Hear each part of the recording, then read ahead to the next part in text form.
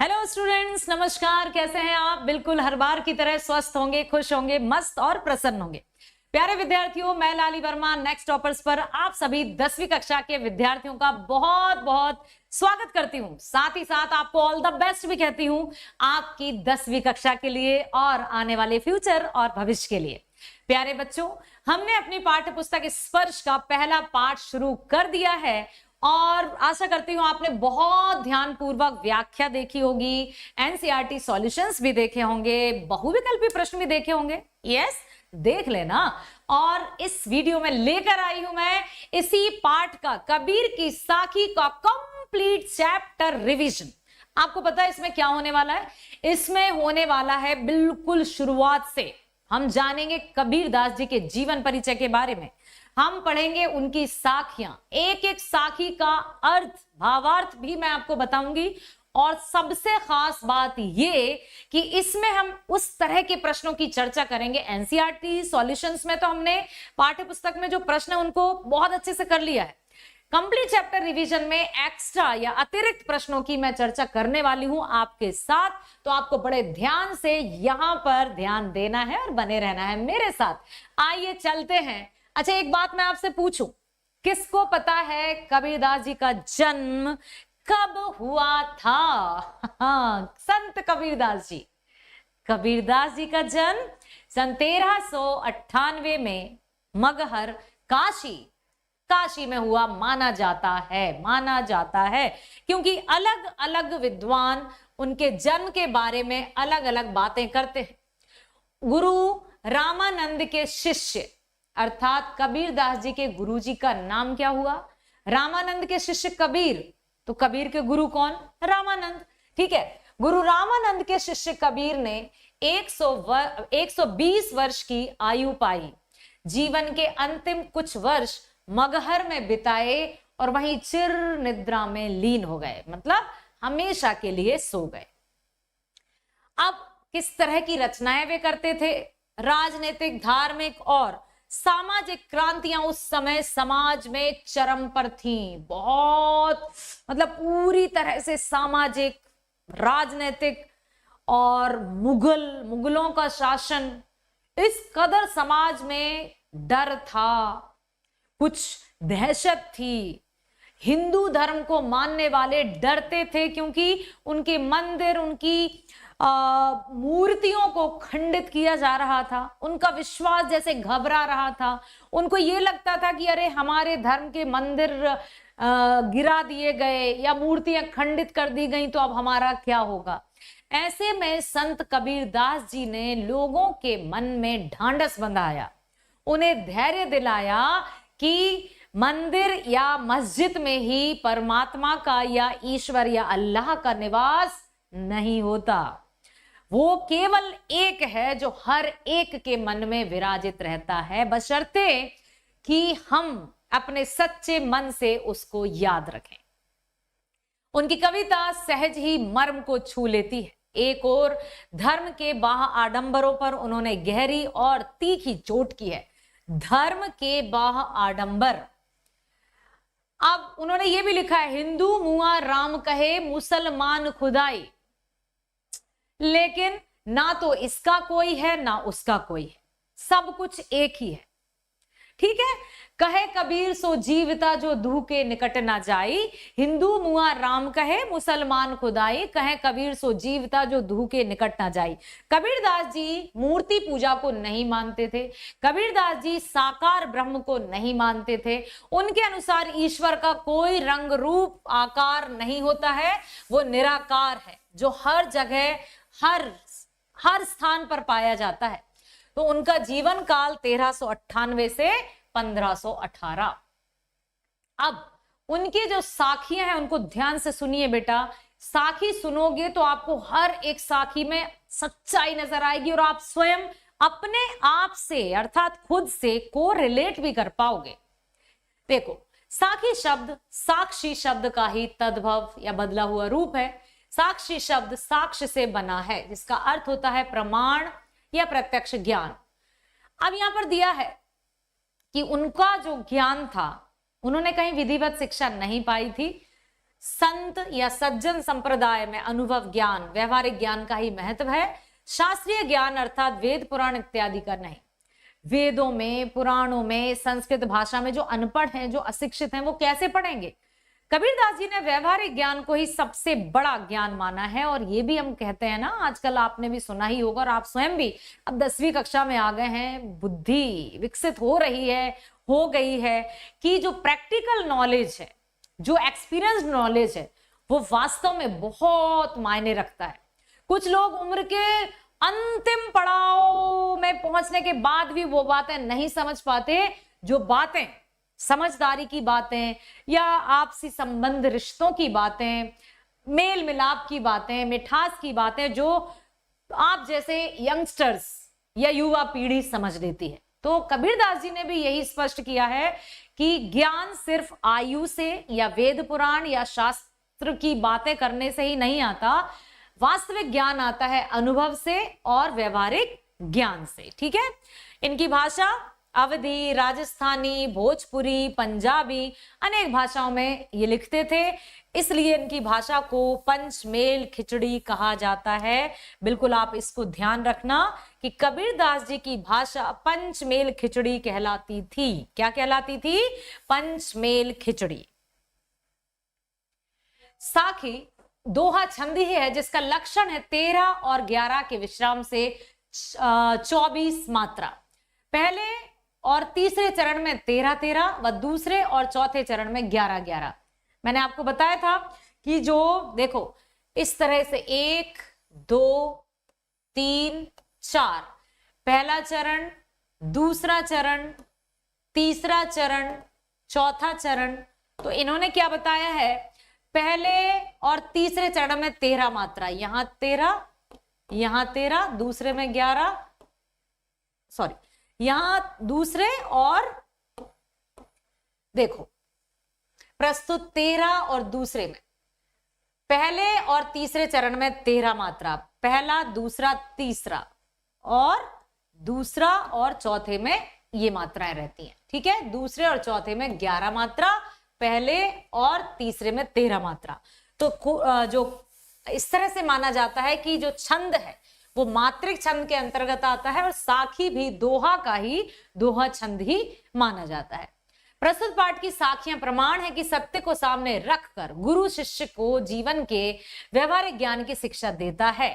जो गुरु होता है वो अपने शिष्य को व्यवहारिक ज्ञान की शिक्षा देता है, क्योंकि व्यवहारिक ज्ञान से ही व्यक्ति अपने आप को निखार पाता है, अपने गुणों को निखार पाता है और अपने आप को समाज में रखने योग्य भी बनाता है। कुछ लोग ऐसे होते हैं ना, जो आए गए पता ही नहीं उनका एग्जिस्टेंस था नहीं था, अस्तित्व था नहीं था, किसी को कुछ पता नहीं चला। और कुछ लोग ऐसे आते हैं, कुछ लोग ऐसे होते हैं जो जीवन के कुछ समय में ही, कुछ वर्षों में ही ऐसा कुछ कमाल कर जाते हैं जो दुनिया उन्हें याद रखती है। अब देखिए इनमें हम क्या पढ़ने वाले हैं साखी में, ध्यान से सुनिए। इन साखियों में कबीर ईश्वर प्रेम के महत्व को प्रस्तुत कर रहे हैं। सबसे बड़ी विशेषता इन साखियों की यही है, हम माने या ना माने, हम आस्तिक हो या नास्तिक हो, लेकिन हम कहीं ना कहीं हमारा जो सिक्स सेंस है वो जानता है कि जिसने हमें जन्म दिया है वो अलौकिक शक्ति तो है। ठीक है। तो उन्होंने ईश्वर प्रेम को महत्व दिया है। पहली साखी में कबीर ने मीठी भाषा का प्रयोग करने की सलाह दी है। याद रखिए कि जो पहली साखी है उसमें मीठी भाषा का और दूसरों को सुख और अपने को शीतलता प्रदान करने वाली भाषा का प्रयोग किया है। दूसरी साखी में ईश्वर को मंदिर या तीर्थों में ढूंढने की बजाय अपने मन में ढूंढने की सलाह कबीरदास जी ने दी है दूसरी में। तीसरी में उन्होंने अहंकार और ईश्वर को एक दूसरे के विपरीत कहा है कि जब मैं था तब हरि नहीं, अब हरि है मैं नाही। यहां पर मैं अर्थात अहंकार। ठीक है। चौथी साखी में कबीर जी कहते हैं कि प्रभु को पाने की आशा में उनको संसार के लोगों से अलग कर देती है और वो इसी बात में दुखी रहते हैं कि मुझे प्रभु की प्राप्ति क्यों नहीं हो रही है। पांचवी साखी में कबीर कहते हैं कि ईश्वर के वियोग में कोई व्यक्ति जीवित नहीं रह सकता। विरह भुभंगम तन बसे मंत्र न लागे कोय।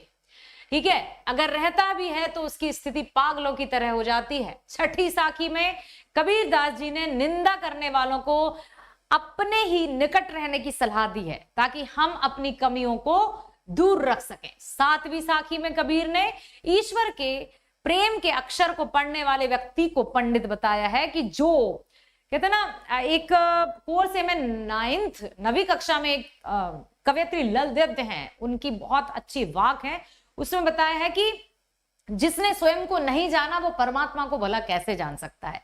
थल थल में बसता है शिव ही, भेद न कर क्या हिंदू मुसलमान, ज्ञानी है तो स्वयं को जान, वही है साहिब से पहचान। ठीक है, तो यहां उन्होंने यही बताया। और अंतिम 7वीं साखी में पता चल गया कि ईश्वर प्रेम के अक्षर को पढ़ने वाले व्यक्ति को पंडित बताया। और 8वीं अर्थात अंतिम साखी में कबीर ने कहा कि यदि ज्ञान प्राप्त करना है तो मोह माया त्याग करना पड़ेगा, लिया मुराड़ा हाथी। ठीक है, समझ आया? आइए अब हम पढ़ते हैं साखी। तो साखी को पढ़ने के लिए पहले तो आप ये याद रखिए कि साखी का अर्थ होता है साक्षी। क्या होता है बेटा? साक्षी, साक्षी या प्रमाण। समझ आया? अब दूसरा कि साखी जो है वो दोहा छंद है। कौन सा छंद है? दोहा छंद। दोहा छंद की विशेषता क्या होती है? इनमें मात्राओं की समानता रहती है। तो मात्राओं की समानता के कारण इनको मात्रिक छंद कहा जाता है। क्या कहा जाता है? मात्रिक छंद। तो आप बताइए कि साखी क्या है? साखी दोहा मात्रिक छंद है। ठीक है, समझ आया? सबसे पहले आपको यह पता होना चाहिए कि साखी का अर्थ क्या है। साखी का अर्थ है साक्षी, साक्षी या साक्ष्य। ठीक, साक्ष्य जिसको प्रमाण या सबूत कहा जाता है। क्लियर हुआ? तो ये जो साखी हैं, कबीरदास जी ने जीवन, मनुष्य के जीवन पर आधारित साखियों की रचना की है। और सैकड़ों वर्ष बीत जाने के बाद भी ये साखियां हमें, आप सुनिए ध्यान से, समझिए ध्यान से, ऐसा लगता है कि ये तो बिल्कुल हमारे साथ ऐसा ही तो होता है। हाँ, बिल्कुल ऐसा ही करना चाहिए। हमें अपनी लाइफ, अपने जीवन से संबंध दिखाती है, सह संबंध करती हुई स्थापित दिखाई देती है। आप देखिए, सुनिए क्या कहा है कबीरदास जी ने। ऐसी वाणी बोलिए मन का पाखोए, अपना तन शीतल करे आपहु शीतल होए। एक और बात ध्यान रखिए, अब आप ये नहीं कहेंगे कि यहाँ शीतल क्यों लिखा है जबकि वो तो शीतल होता है, क्योंकि आपको ये भी याद रखना होगा कि कबीरदास जी की भाषा पंचमेल खिचड़ी कहलाती है। क्या कहलाती है बच्चों? पंचमेल खिचड़ी। ठीक, पंचमेल खिचड़ी कहलाती है कबीरदास जी की भाषा। इसलिए उनकी भाषा ना तो अवधी है, ना गुजराती है, ना पंजाबी है, को किसी भी एक भाषा में उन्होंने नहीं लिखा है। उन्होंने कई तरह की भाषा, जन जन की भाषा भी कहलाती है कबीरदास जी की भाषा। तो जन की भाषा, जन जन की भाषा, पंचमेल खिचड़ी, इसलिए उन्होंने कहीं अवधी, तो कहीं ब्रज, तो कहीं पंजाबी, तो कहीं बुंदेलखंडी, तो कहीं इस तरह की सदुक्कड़ी भाषा का प्रयोग किया है।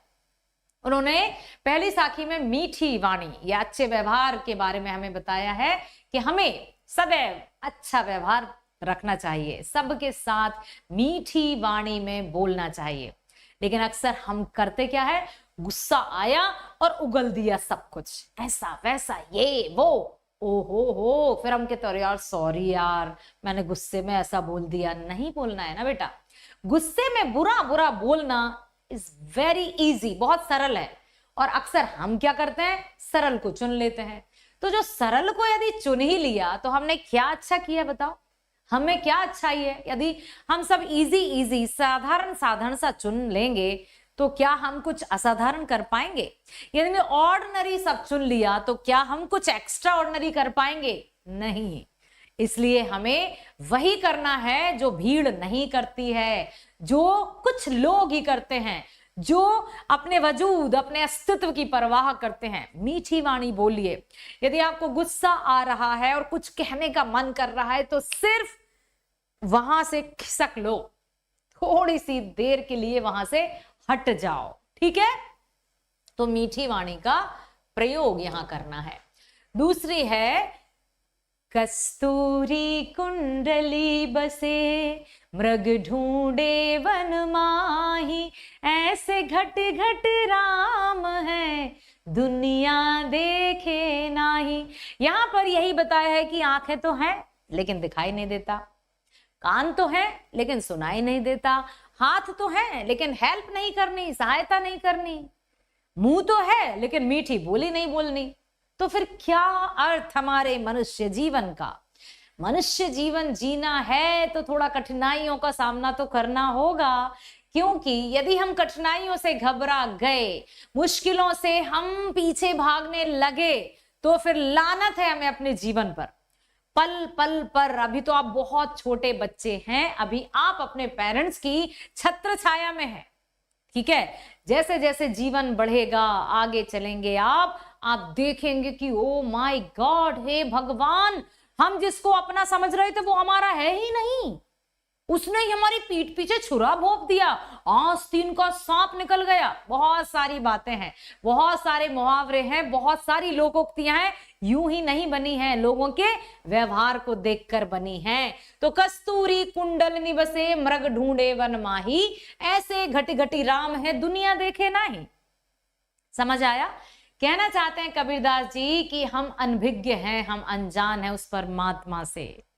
हम सोचते हैं कि धन दौलत पैसा गाड़ी हम कमाएंगे, तुम क्या कमाओगे? हाँ बताइए। तो हमें लगता है कि यदि हमने धन दौलत पैसा कमा लिया तो हमने भगवान को अपनी मुट्ठी में कर लिया। नो, नहीं चाहिए आपका धन दौलत पैसा, कुछ नहीं चाहिए। उसको चाहिए कि उसने जिस उद्देश्य से हमें इस मृत्यु लोक में भेजा है, सदकर्म करना है, मीठी वाणी बोलना है, सबकी भलाई करना है, जरूरतमंदों की सहायता करनी है। सहायता करने के लिए सिर्फ पैसे ही काफी नहीं होते हैं, इमोशनल सपोर्ट बहुत बड़ी होती है, मानसिक भावनात्मक, ठीक है, कई प्रकार से। तो हमें कहीं नहीं भटकना है। जैसे मृग या कस्तूरी मृग जंगल में भटकता रहता है कस्तूरी की खोज में, सुगंध में, वैसे ही हम भी कहां कहां भटकते रहते हैं। सच्चे मन से खोजेंगे तो परमात्मा यही है। अब दिया है, जब मैं था तब हरि नहीं, अब हरि है मैं नाई, सब अंधियारा मिट गया जब दीपक देखा माही। यहां पर कबीरदास जी ने कहा है कि जब मन में, व्यक्ति के मन में, क्या पता अहंकार कब आ जाता है उसे पता ही नहीं चलता। धन कमाया, रुपया गाड़ी पैसा सब कमा लिया और उसको पता ही नहीं चला कि कब मैं इतना अच्छा इंसान था और मुझ में अहंकार आ गया, मैं घमंडी हो गया। नहीं नहीं नहीं भाई, मैं तो घमंड नहीं करता, मैं तो घमंडी नहीं हूं, ये तो मेरे बाएं हाथ का खेल है, ये तो कोई नहीं लगते मेरे सामने। और बातें भी वही किए जा रहे हैं, एक्सेप्ट नहीं करते हैं, हम ग्रहण नहीं करते हैं कि हमारे अंदर क्या कमी है। हमें लगता है कि हम परिपूर्ण हैं, हम बिल्कुल परफेक्ट हैं। लेकिन अब देखिए, जब अहंकार, यहां पर जब मैं था तब हरि नहीं, अहंकार या अहम के लिए कहा है, ठीक है। जब मैं था तब हरि नहीं, अब हरि है मैं नाही, सब अंधियारा मिट गया जब दीपक देखा माही। ठीक है। आप देखिए यहां पर कबीरदास जी ने बहुत अच्छी बात कही है बच्चों, सुनो ध्यान से, कि अहंकार जब मन में होता है ना तो हरि अर्थात प्रभु नहीं होते हैं। हमारे मन में यदि अहंकार घमंड बसा है, नफरत जलन ईर्ष्या छल कपट है, तो परमात्मा हमारे मन में तो नहीं रहेंगे, गंदगी में भला उन्हें क्यों रहेंगे। तो जब मैं था तब हरि मतलब प्रभु नहीं, और जब फिर क्या हुआ, अब हरि हैं मैं नहीं। लेकिन जैसे ही मैंने अपने मन से अहंकार, ईर्ष्या, द्वेष, नफरत, इनको हटाया तो हरि मेरे मन में निवास कर गए। अब हरि है, मैं नहीं। कुछ लोग धन दौलत पैसा रुपया कमाने के बाद भी कहते हैं बहुत डाउन टू अर्थ, जमीन से जुड़ा हुआ आदमी है। सच में लगता ही नहीं कि वो इतने पदवी पर हैं, इतने पैसे वाले हैं, इतना अच्छा व्यवहार, ऐसा तो होता ही नहीं है। तो वही है कि जब हरि आ जाते हैं ना, जब प्रभु की कृपा हम पर हो जाती है, तो हमारे मन में घमंड या अहंकार रहता ही नहीं है। कोशिश कीजिएगा अपने जीवन में कि कभी घमंड या अहंकार को अपने आसपास भी मत भटकने देना, क्योंकि हम जब इन चीजों से दूर रहते हैं तो प्रभु हमारे निकट रहते हैं। सब अंधियारा मिट गया जब दीपक देखा माही, और जैसे ही प्रभु की कृपा हुई तो सब अंधकार यूं मिट गया और रोशनी फैल गई, क्योंकि दीपक में एक तरह का प्रकाश पुंज होता है जो अंधकार को मिटा देता है। अगली है, सुखिया सब संसार है, खाए अरु सोवे, दुखिया दास कबीर है, जाग अरु रोवे। आखिर कबीरदास जी जाग रहे हैं, क्यों रो रहे हैं? भला क्या पड़ी है उन्हें सबकी? अपना देखे ना। हम तो यही कहते हैं ना, अपना अपना देख भाई, क्या दूसरे के फटे में टांग अड़ाना। हम लोगों का यही डायलॉग रहता है, सामान्य लोगों का यही डायलॉग रहता है। सुखिया सब संसार है, खाए और सोवे। कबीरदास जी ये देख देख कर बड़े दुखी हो रहे हैं कि आखिर मनुष्य को क्या हो गया है यार, ये ऐसा क्यों हो गया है? सिर्फ और सिर्फ स्वार्थी या सेल्फिश होकर जीवन जी रहा है। इतना ही स्वार्थ में जीवन जीना था तो ऐसे तो पशु भी जी रहे हैं, जानवर भी जी रहे हैं ना। आपको पता है ना, गाय, बछड़ा, चिड़िया, ये सब, इनके छोटे छोटे बच्चे जब तक रहते हैं, ये चिड़िया अपनी चोंच से अपने बच्चे को दाना खिलाती है। जैसे ही बच्चे के पर आ जाते हैं, बच्चा उड़ जाता है, पता ही नहीं रहता कौन मम्मी कौन पापा, टाटा बाय बाय। ठीक उसी प्रकार से जानवर, पशु, गाय, बछड़ा जब बड़े हो जाते हैं, जब छोटे रहते हैं तो गाय अपने बछड़े को किसी को हाथ तक नहीं लगाने देती है। लेकिन जैसे जैसे बड़े हो जाते हैं, यदि कुछ भी घास डालो, चारा डालो, भूसा डालो, दोनों आपस में लड़ जाएंगे कि मुझे खाना है। जबकि इंसान में क्या है, माँ अपने बच्चों को खिलाती है, भले ही वो स्वयं भूखी रहे। लेकिन जानवरों में ये नहीं है। तो यदि जानवरों की भांति मनुष्य भी सोचने लगे तो फिर पशुओं और मनुष्यों में अंतर क्या रहेगा? ये इसीलिए कबीरदास जी दुखी हैं कि सुखिया सब संसार है, खाए अरु सोवे। खा रहा है और सो रहा है, दुखिया दास कबीर है, जागू अरे रोवे। ये देख देख कर कबीरदास जी बहुत दुखी हो रहे हैं कि क्या होगा इस दुनिया का। प्रभु ने इस सृष्टि का जब निर्माण किया था तो कितने अच्छे से उन्होंने सोचा कि मनुष्य को सर्वश्रेष्ठ प्राणी बनाते हैं जो सबके हित के बारे में सोचेगा। लेकिन ये तो स्वयं के अलावा किसी के बारे में सोचता ही नहीं। माता, पिता, भाई, बंधु, इंसान को इंसान नहीं समझ रहा। इंसान के अंदर पशुता आ गई है, हैवानियत आ गई है। आखिर क्या हो गया है मनुष्य को? ये सब देखकर कबीरदास जी जागते हैं और बहुत दुखी होते हैं और परमात्मा को याद करते हैं कि हे प्रभु, मुझे इस भ्रम जाल में बिल्कुल नहीं पड़ना। मुझे मोह, लोभ, माया, लालच, इनमें बिल्कुल नहीं पड़ना है। मुझे तो बस आपसे ही मतलब है। मुझे तो आप अपने निकट बुला लीजिए। अगली है, बिरह भुवंगम तन बसे, मंत्र न लागे कोई, राम वियोगी ना जिवे, जिवे तो बोरा होई। अब यहाँ पर यही बताया है कि विरह की जो वेदना है, विरह मतलब यहाँ बिरह लिखा है लेकिन वास्तव में होता है वो विरह। विरह मतलब बिछड़ना, ठीक है, बिछड़ना, अलगाव, दूरी, ठीक है, अलगाव या दूरी, समझ में आया ये सब चीज। तो विरह भुवंगम तन बसे, मंत्र न लागे कोई। यदि प्रेमी, प्रेमिका, ईश्वर और भक्त और भगवान के बीच में जो प्रेम रहता है, यदि उससे उनको अलग होना पड़े तो वो जी नहीं सकते हैं। और वो इस कदर सांप जैसे बिल्कुल लिपट कर बैठ जाता ना अपनी कुंडली मारकर, वैसे वो विरह की वेदना, विरह की पीड़ा कुंडली मार कर बैठ जाती है। ना वो जीने देती है, ना खाने पीने देती है, ना हंसने रोने देती है, ना जागने सोने देती है। विरह भुवंगम तन बसे मंत्र न लागे कोई। जब विरह की पीड़ा या ईश्वर से बिछड़ने का जो दुख है, उसमें ना तो कोई मंत्र या कोई शक्ति काम कर रही है, ना कोई दवा ही काम करती है। विरह की वेदना इतनी खतरनाक होती है कि व्यक्ति सूखता चला जाता है। जैसे एक पौधे पर यदि हम प्रतिदिन पानी देते हैं तभी वो हरा भरा रहता है ना, उसे पानी चाहिए, उसे सूर्य का प्रकाश चाहिए, तब अच्छे से रहेगा वो। लेकिन यदि हमने उसमें पानी डालना बंद कर दिया, बंद कमरे में उसको बंद कर दिया, उसको कोई प्रेम, प्रकृति का कोई प्रेम नहीं मिल रहा है, तो वो धीरे धीरे धीरे मुरझाकर मर जाएगा। ठीक उसी प्रकार से विरह की पीड़ा भी है, विरह की वेदना भी है। यदि बिछड़ने का जो दर्द है वो व्यक्ति को जीते जी मार डालता है। ना तो उस पर कोई शक्ति, ना कोई मंत्र, ना कोई दवा ही असर करती है। राम वियोगी ना जिवे, जिवे तो बोरा होई। ऐसा राम के वियोग में, प्रभु के, भगवान के वियोग में या भगवान से बिछड़कर भक्त जी ही नहीं सकता या जी नहीं पाता। यदि जिएगा भी तो पागलों की तरह उसकी स्थिति होगी। बोरा मतलब पागल।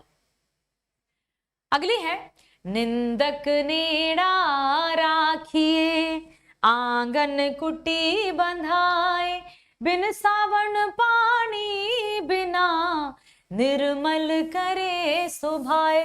अब यहां पर बताया है एक बिल्कुल जीवन की वास्तविकता से कबीरदास जी ने हमें परिचित कराया है, जिससे हम अक्सर दूर भागते हैं। हमें लगता है ना ना, हम तो पता है हमें क्या कमी है, हमें अच्छाई है, हम खुद दूर कर लेंगे, लेकिन खुद हम कभी दूर करते ही नहीं। सबसे बड़ी बात और गलत बात तो ये रहती है हम इंसानों में कि हम अपनी गलती को ना मानते हैं और ना उसको मानना चाहते हैं। कोई यदि कहे तो हम उससे किनारा कर लेते हैं, उससे दूर चले जाते हैं, लेकिन अपनी गलती को सुधारते नहीं है। यदि कबीरदास जी की कही गई बातों में हम पूरी तरह से नहीं, यदि 20% भी उनकी बातों को मानेंगे तो सच में हम एक अच्छा इंसान कहलाने के लायक हो जाएंगे। क्या कहते हैं वो? निंदक नेड़ा राखिए आंगन कुटी बंधाई, बिन साबुन पानी बिना निर्मल करे सुबह। बहुत कठिन है। निंदा करने वाले व्यक्तियों को अपने निकट रखिए। जो आपकी कमियों को बताते हैं उन्हें अपने निकट रखिए। क्यों? क्योंकि वो आपको उस तरह से स्वच्छ और निर्मल बना देंगे जो आपको साबुन या पानी भी नहीं बना सकता। बिना साबुन के आप स्वच्छ हो जाएंगे। कहने का तात्पर्य यही है कि जो आपकी कमियों को बता दे, ऐसे व्यक्ति को हमेशा अपने पास रखा जाए। और कबीरदास जी तो यहां तक कहते हैं कि क्यों ना उसका घर भी अपने घर के पास ही बांध लिया जाए, ताकि किसी भी तरह से आप में कोई कमी ना रहे और आप एक अच्छे इंसान, जिसके मन में इंसानियत की भावना हो, दया, ममता, परोपकार, सहायता, करुणा, ये गुण जब आ जाएं तो समझिए हम अच्छे इंसान हैं। कुछ लोग थोड़ा सा दान धर्म करके कहते हैं हम दानी हैं, हमारा भगवान तो खूब दे रहा है हमें, क्योंकि हम तो दान करते हैं। अब दान तो कर दिया लेकिन कह दिया, तो कहना नहीं है। जो आपके और परमात्मा के बीच स्थापित है वो उसे पता है ना। दुनिया को, लोगों को बताने से क्या फायदा? लोग तो भाई कुछ तो लोग कहेंगे, लोगों का काम है कहना। इसलिए हमें ऐसे व्यक्ति को अपने निकट रखना चाहिए ताकि हमें अपनी कमियां पता चल सके। अगली है, पोथी पढ़ी पढ़ी जग मुवा, पंडित भया न कोई, एक ही आशीर पीव का, पढ़े सुपंडित होई। देखिए कबीरदास जी बताते हैं कि ऐसे अनगिनत लोग इस धरा पर आए और चले गए। बहुत से लोग यहाँ पर आए और चले गए, जिन्होंने पोथी पढ़ी, पत्रा पढ़े, वेद पढ़े, पुराण पढ़े, लेकिन कोई ज्ञान की प्राप्ति उन्हें नहीं हुई। अब प्रश्न ये उठता है हमारे मस्तिष्क में, अच्छा वेद पुराण पढ़कर भी वे ज्ञानी नहीं हुए तो फिर ज्ञान कैसे होगा? वेद पुराण पढ़कर भी वो ज्ञानी क्यों नहीं हुए? क्योंकि उनके मन में प्रेम नहीं था, उनके मन में परमात्मा के प्रति श्रद्धा नहीं थी, कृतज्ञ थे वे, कृतज्ञता की भावना नहीं थी उनमें, धन्यवाद या थैंकफुलनेस, है ना, ये नहीं था। अब क्या करना चाहिए, तो कैसे बने हम ज्ञानी। एक ही आशिर पीव का पढ़े सो पंडित होए। यदि हम प्रिय एक आशिर पीव का, परमात्मा से संबंध रखने वाला या प्रेम की भाषा बोलने वाला, सबसे मीठी पहली ही साखी है कबीरदास जी की, ऐसी वाणी बोलिए मन का आपा खोए, औरन को शीतल करे आपहु शीतल होए। तो अपनी वाणी को एक ही आशिर पीव का पढ़े सो पंडित होए। परमात्मा द्वारा पठित एक प्रेम का अक्षर यदि हमने पढ़ लिया ना, तो हम बहुत अच्छे पंडित कहला सकते हैं, हम ज्ञानी कहला सकते हैं। अगला है, हम घर जाल्या आपना लिया मुराड़ा हाथी, अब घर जालो तासला जे चले हमारे साथी। अब देखिए उन्होंने क्या कहा, हम घर जाल्या आपना लिया मुराड़ा हाथी। कबीरदास जी कहते हैं कि भाई हमने तो अपना घर जला दिया। ओ माय गॉड, सुनकर लग रहा है क्यों, क्या हुआ, कोई अपना घर जलाता है भला। उन्होंने कहा कि हम घर जाल्या आपना लिया मुराड़ा हाथी, अब घर जालो तास का जे चले हमारे साथी। मन में जो छल कपट मोह माया इस तरह का जो मन में घर बन गया था ना, घमंड अहंकार लालच निंदा, ऐसा जो मन में घर कर गया था, हम घर जाल्या आपना लिया मुराड़ा हाथी, अब घर जालो तास काजे चले हमारे साथी। तो मैंने तो अपने मन में घर कर चुके लोभ मोह माया के घर को जला दिया है, और जो भी अपने लोभ मोह लालच आदि के घर को जलाना चाहते हैं वो मेरे साथ हो लें, उन्होंने कह दिया है ना। तो इस साखी का अर्थ यही है कि कबीरदास जी हमेशा ऐसा कुछ करने के लिए हमें प्रेरित करते रहे जिससे हम इंसान कहला सकें, जिनसे हम अच्छे व्यक्ति बन सकें।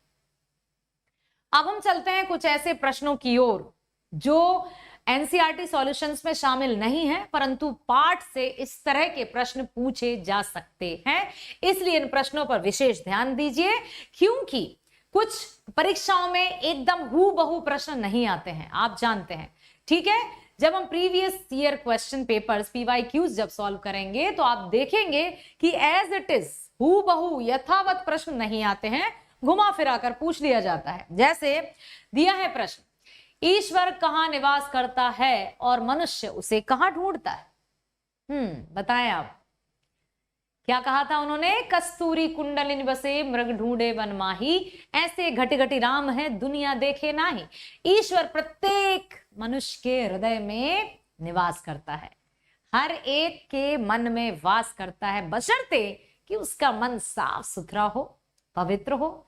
हम सब अच्छे साफ सुथरे स्थान पर रहना पसंद करते हैं ना, तो ऐसा ही ईश्वर भी है। ईश्वर प्रत्येक मनुष्य के हृदय में निवास करता है, परंतु अज्ञानता के कारण मनुष्य उसे देख नहीं पाता, इसलिए मनुष्य ईश्वर को मंदिर मस्जिद गुरुद्वारे और तीर्थ स्थलों में जाकर ढूंढता है और वहां मत्था टेकता है, यज्ञ हवन आदि करवाता है, लेकिन वहां उसे ईश्वर नहीं मिलता। अब क्या करें, तो सच्चे हृदय से परमात्मा को पुकारो, सच्ची भावना से परमात्मा को पुकारो। परमात्मा अन्यत्र कहीं नहीं है, परमात्मा तो हमारे मन में है, अर्थात परमात्मा का निवास हमारी आत्मा में ही है। ठीक है, अगला है, हमें निंदक को अपने पास क्यों रखना चाहिए। क्यों कबीरदास जी ने कहा कि निंदक नेड़ा राखिए आंगन कुटी बंधाए, बिन साबुन पानी बिना निर्मल करे सुभाए, क्यों कहा। देखिए, हमें निंदक को अपने पास रखना चाहिए क्योंकि वे हमारी बुराइयों को बताएंगे, जिसे सुनकर हम उन बुराइयों को दूर कर पाएंगे। इस तरह हमारा स्वभाव बिना साबुन और पानी के स्वच्छ हो जाएगा। राज वैद्य गुरु तीन जो प्रिय बोले भय आस। राज वैद्य गुरु, राज वैद्य गुरु तीन जो प्रिय बोले भय आस। यहां पर मंत्री की बात की गई है, अच्छे से सुनना, तुलसीदास जी की पंक्ति है, चिकित्सक वैद्य की और गुरु मतलब। अब यदि किसी राजा के दरबार में ये तीन लोग सिर्फ उसकी चिकनी चुपड़ी ही बातें करेंगे तो उस राज्य का कभी भला नहीं होगा। कहने का तात्पर्य यहां इसलिए मैं आपको ये बता रही हूं कि जो मीठी मीठी अच्छी अच्छी चिकनी चुपड़ी बातें करेंगे ना, सिर्फ आप जो सुनना चाहते हैं वही बात वो सामने वाला करेगा, तो उसका स्वार्थ है, उसे सिर्फ आपसे कुछ लेना देना है, इसलिए वो ही बात कर रहा है। समझ में आया? हमें निंदक को अपने पास इसलिए रखना चाहिए क्योंकि वो हमारी बुराई बताएंगे और उन बुराइयों को सुनकर हम उन बुराइयों को कम करेंगे। इस तरह हमारा स्वभाव बिना साबुन और पानी के स्वच्छ हो जाएगा। तो कभी भी जो अच्छा अच्छा बोलते हैं ना, जो सिर्फ चिकनी चुपड़ी बातें करते हैं, यदि बोलचाल की भाषा में हम कहें जो चापलूस होते हैं, उनकी बातों पर भरोसा नहीं करना है। और बेटा हमेशा प्रशंसा प्रशंसा सुनने के भी आदी मत हो जाना, ठीक है, कि हम सिर्फ अच्छा ही अच्छा सुनेंगे, अच्छा ही अच्छा सुनेंगे, किसी ने बुरा किया हम उससे कट्टी हो जाएंगे, दूर हो जाएंगे। नो, हमेशा सिर्फ सफलता सफलता की कहानियां भी मत पढ़ना, असफलता की कहानियां भी पढ़ना, ताकि हमें सफलता तक पहुंचने का एक रास्ता मिल सके। हमेशा खुश खुश खुश रहने में ही सिर्फ अपने जीवन को जीने का तरीका मत ढूंढना, दुख भी जीवन में आता ही है। जहां सुख वहां दुख, जहां धूप वहां छांव, ये जीवन के दो पहलू हैं, ठीक है। इस तरह से हमें जीवन जीना है। कबीर की साखियों का मुख्य उद्देश्य क्या है? कबीरदास जी ने जो साखियां लिखी हैं उनका मुख्य उद्देश्य क्या है? कबीर की साखियों का मुख्य उद्देश्य जीवन को सही तरीके से जीने की शिक्षा देना है। जीवन को सही तरीके से जीने की शिक्षा देना ही कबीर की साखियों का मुख्य उद्देश्य है। यहां सिर्फ ये उद्देश्य नहीं है कि हम पढ़ेंगे, परीक्षाओं में लिखेंगे, अच्छे नंबर आ जाएंगे, ये तो है ही, साथ ही साथ उन्हें हमें अपने जीवन में भी उतारना होगा, जीवन में भी लागू करना होगा, क्योंकि सही तरीके से जीने की शिक्षा देती हैं कबीरदास जी की साखी। कबीर ने इन साखियों में अपने प्रत्यक्ष ज्ञान का संकलन किया है, अपने अनुभव ज्ञान को डाला है उन्होंने। 120 वर्ष, 2-3 पीढ़ियां उन्होंने देखी और सबका जो जीवन जीने का तरीका है उससे शिक्षा लेकर ही उन्होंने साखियों की रचना की। तभी तो हमें लगती है ना कि ऐसा लगता है जैसे आज भी हम उन्हें जी रहे हैं, ये साखियां हमारे जीवन से बिल्कुल संबंध रखती हैं। तो कबीर ने इन साखियों को अपने प्रत्यक्ष ज्ञान का संकलन किया है, जिससे मनुष्य जीवन के आदर्श मूल्यों को सीख सकता है।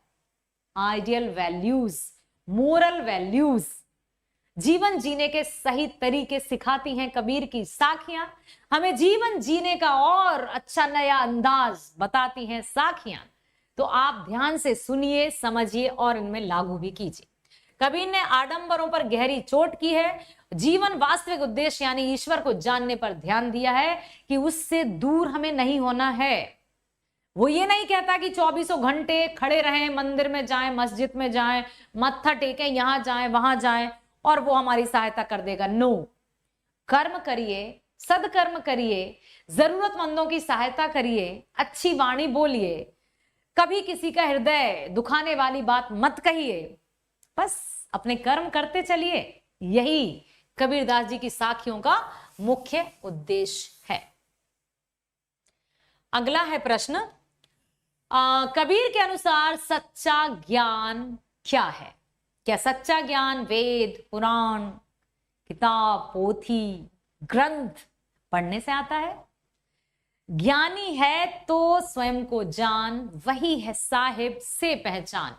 कबीर के अनुसार पुस्तकों द्वारा पाया गया ज्ञान व्यर्थ है। मात्र पुस्तकों द्वारा ज्ञान, मात्र पुस्तकों द्वारा पाया गया ज्ञान व्यर्थ है। सच्चा ज्ञान ईश्वर को जानना है, स्वयं को जानना है, क्योंकि हम अक्सर स्वयं को जानते ही नहीं हैं। हम दूसरों के बारे में तो जानना चाहते हैं, ये कैसा है, वो कैसा है, उसने क्या किया, इसने क्या किया। अरे अपने आप को तो देखो, अपने आप की कमियों को देखो, अपने आप को तो जान लो कि मैं आखिर हूं क्या, मैं कहां स्टैंड करता हूं। ये हैं कुछ क्राइटेरियाज, ये हैं कुछ गुण जो अच्छे व्यक्ति की परिभाषा है। तो मैं उन अच्छे व्यक्तियों में कहां स्टैंड करता हूं। यदि ये 10 नंबर हैं या 100 नंबर हैं, ठीक है, यहां तक पहुंचा हूं, यहां हूं या यहां हूं या यहां हूं, कभी अपने आप को भी तो नाप कर देखिए कि मैं हूं कहां।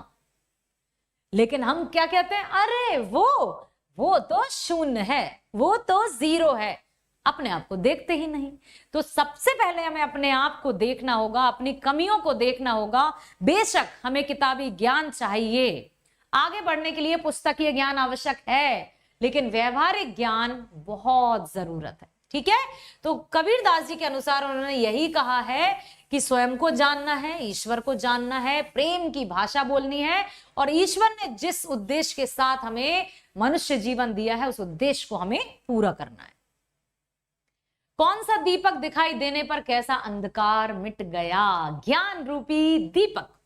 अब जब ज्ञान रूपी दीपक दिखा तो बस सारा अंधकार ऐसे मिट गया कि पता ही नहीं चला। कबीर के अनुसार ज्ञान रूपी दिखाने से अज्ञान रूपी अंधकार मिट जाता है। ज्ञान रूपी दीपक के दिखने से अज्ञान रूपी अंधकार मिट गया, और तब उसमें अहंकार और अन्य बुराइयां भी होती हैं, लेकिन जैसे ही उसके हृदय में ज्ञान रूपी दीपक जलता है, यानी ज्ञान प्राप्त होता है, तो उसका अज्ञान रूपी अंधकार खत्म हो जाता है। जब तक व्यक्ति के जीवन में, कहते हैं ना बेटा, समझदार को तो समझाया जा सकता है, मूर्ख को कोई समझा ही नहीं सकता।